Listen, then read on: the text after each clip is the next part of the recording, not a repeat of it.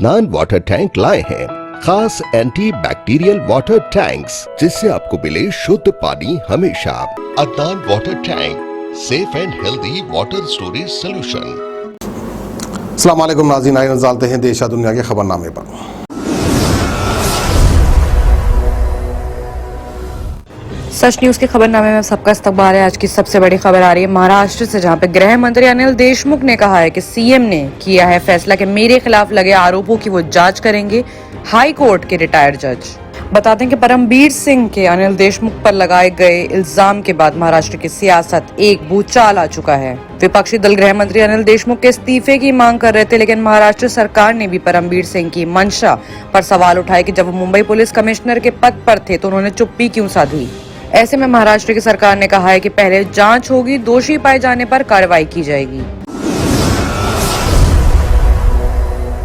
वहीं दूसरी बड़ी खबर आ रही है कि प्रधानमंत्री नरेंद्र मोदी ने रविवार को कहा, कृषि क्षेत्र में अपने मन की बात कार्यक्रम में मोदी ने कोविड-19 के खिलाफ भारत में चलाए रहे दुनिया के सबसे बड़े टीकाकरण अभियान की तारीफ की और दवाई भी कढ़ाई भी की बात पर जोर देते हुए उन्होंने कहा कि जीवन के हर आयाम में नयापन अधूकरण अनिवार्य है। प्रधानमंत्री मन की बात 74वीं कड़ी में है। उन्होंने बोला कि भारत के कृषि क्षेत्र में आधुनिकीकरण वक्त की जरूरत है, इसमें देरी की गई और हमने पहले ही बहुत समय गंवा दिया है।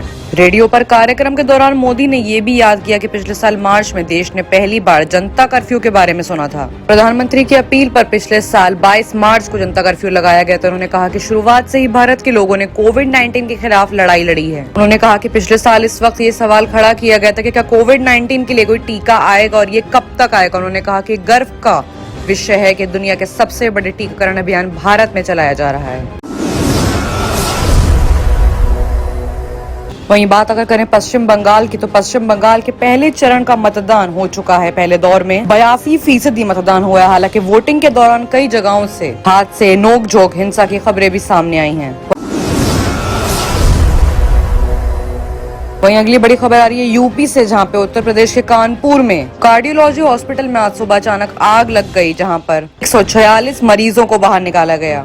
फिलहाल किसी की मौत की या घायल होने की खबर नहीं दी जा रही है। वहीं एक बहुत ही अहम खबर आ रही है दिल्ली की तरफ से कि दिल्ली के गैंगस्टर कुलदीप फज्जा को पुलिस ने एनकाउंटर में ढेर कर दिया है। इस पर 70 से ज्यादा केस दर्ज थे, जिसमें हत्या और हत्या की कोशिश जैसे मामले सामने आए थे। अब अगर बात करें पश्चिम बंगाल की, तो पश्चिम बंगाल में बीजेपी ने ममता बनर्जी पर अपना निशाना साधा है। उन्होंने इल्जाम लगाया कि बीजेपी नेताओं से मदद मांग रही है ममता बनर्जी। बीजेपी वालों का कहना है कि ममता बनर्जी को डर लगने लगा है, उस डर के कारण वो बीजेपी से मदद मांगने लगी हैं।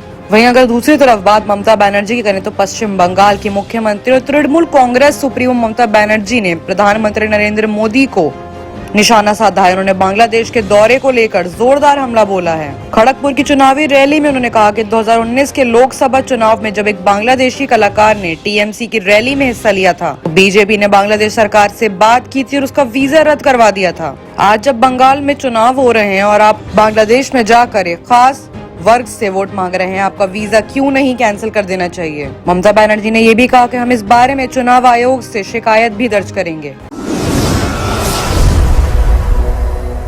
वहीं बात अगर देश की करें, तो देश में कोरोना का कहर इतना बढ़ गया है कि बीते 24 घंटों में 62,000 नए केसेस सामने आए हैं।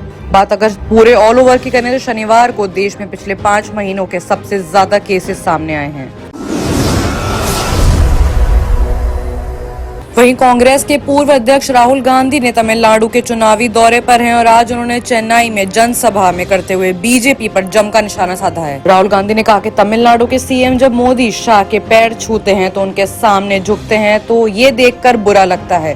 उन्होंने कहा कि जब मैं ये देखता हूँ कि तमिलनाडु के सीएम को पीएम कंट्रोल कर रहे हैं और सीएम चुपचाप उनके पैर छू रहे हैं, तो मैं ये स्वीकार करने को तैयार नहीं हूँ। राहुल गांधी ने यह भी कहा कि मैंने एक तस्वीर देखी कि एक निर्वाचित प्रतिनिधि अमित शाह के पैर छू रहा है। इस तरह का रिश्ता बीजेपी में ही संभव है, जहां आपको बीजेपी नेताओं के पैर छूने पड़ते हैं, जहां नरेंद्र मोदी और अमित शाह के सामने झुकना पड़ता है। राहुल गांधी ने कहा कि जब मैं प्रधानमंत्री को तमिलनाडु के सीएम को कंट्रोल करते हुए देखता हूँ, तो चुपचाप वो उनके पैर छू रहे होते हैं। इसको स्वीकार करने के लिए मैं तैयार नहीं हूँ। तमिलनाडु के सीएम अमित शाह के सामने झुकना नहीं चाहता, लेकिन उन्होंने जो भ्रष्टाचार किया है उसकी वजह से वो मजबूर हैं। इस दौरान राहुल गांधी ने बिना नाम लिए बीजेपी में शामिल एक कांग्रेस नेता की कहानी भी सुनाई। राहुल गांधी ने कहा कि कुछ समय पहले कांग्रेस नेता ने बीजेपी ज्वाइन की। बीजेपी के सीनियर नेताओं ने उस नेता को पार्टी में शामिल कराया। मैंने उस नेता की अमित शाह के साथ मुलाकात की तस्वीरें देखी। बीजेपी में शामिल होने वाला ये नेता लोकतांत्रिक तरीके से चुना गया है, लेकिन सामने सोफे पर बैठे अमित शाह के सामने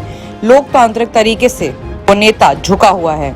राहुल गांधी ने यह भी कहा कि ये सम्मान का रिश्ता नहीं है, ये रिश्ता असम्मान को दर्शाता है, ये रिश्ता अपमान को दर्शाता है। एक निर्वाचित प्रतिनिधि पावरफुल शख्स के पैर छूता है, ये सब केवल बीजेपी में ही हो सकता है। और राहुल गांधी ने आखिर में कहा कि यही वजह है कि मैं आज यहाँ हूँ। मैं तमिल लोगों के साथ एक रिश्ता, बराबरी का रिश्ता रखना चाहता हूँ। मैं चाहता हूँ कि तमिलनाडु से चले, दिल्ली से नहीं।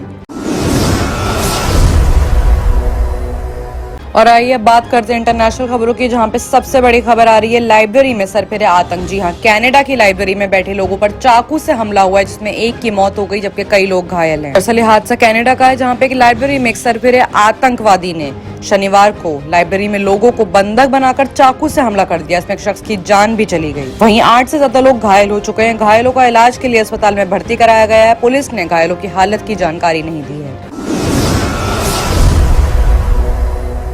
वहीं बात अगर आइसलैंड की करें तो वहां पे वॉल्केनो टूरिज्म शुरू हो गया। 800 साल बाद फटे इस ज्वालामुखी को देखने के लिए 4 किलोमीटर लंबी कतार लग चुकी है। फोटोशूट करवाया जा रहा है। अधिकारियों ने बताया कि ये ज्वालामुखी यानी कि वॉल्केनो 19 मार्च को फटा था। तब से लेके अब तक करीब 50,000 लोग इसे देखने पहुंच चुके हैं। आलम ये हो गया है कि ज्वालामुखी तक पहुंचने सड़क पर 4 किलोमीटर लंबी कतार लगी हुई है। लोगों की बढ़ती संख्या को देखते हुए सिक्योरिटी भी बढ़ा दी गई है।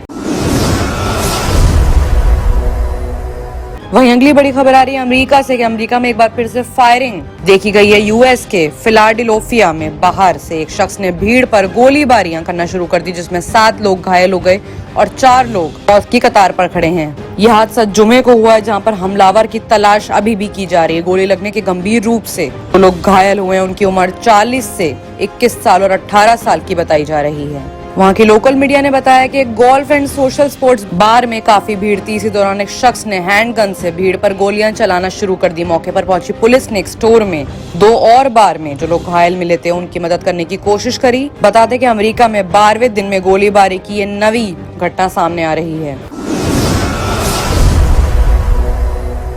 वहीं जर्मनी में हालात इतने खराब हो गए कि फिर से 14 दिनों की सख्त लॉकडाउन वहां पर लग चुकी है। वहीं ब्राजील में लगातार दूसरे दिन 3000 से ज्यादा मौतें हो चुकी हैं। वहीं एक और बड़ी खबर अमेरिका से आ रही है। मौसम का कहर अमेरिका में इतना ज्यादा खराब हो चुका है कि अल्बामा और वेस्ट जॉर्जिया में आंधी तूफान की वजह से काफी तबाही मच गई है, जहाँ पे 6 लोगों की मौत हो चुकी है। 38,000 घर की बिजली पूरी तरह से गुल हो चुकी है। बाकी की तमाम खबरों के लिए देखते रहिए सच न्यूज। अदनान वाटर टैंक लाए हैं खास एंटी बैक्टीरियल वाटर टैंक्स। इसके 4 लेयर जो आपके टैंक को रखे 100% यूवी प्रोटेक्शन, जो टैंक में बैक्टीरिया पनपने न दे, जिससे आपको मिले शुद्ध पानी हमेशा। अदनान वाटर टैंक पानी को रखता है सेफ और हेल्दी हर मौसम में।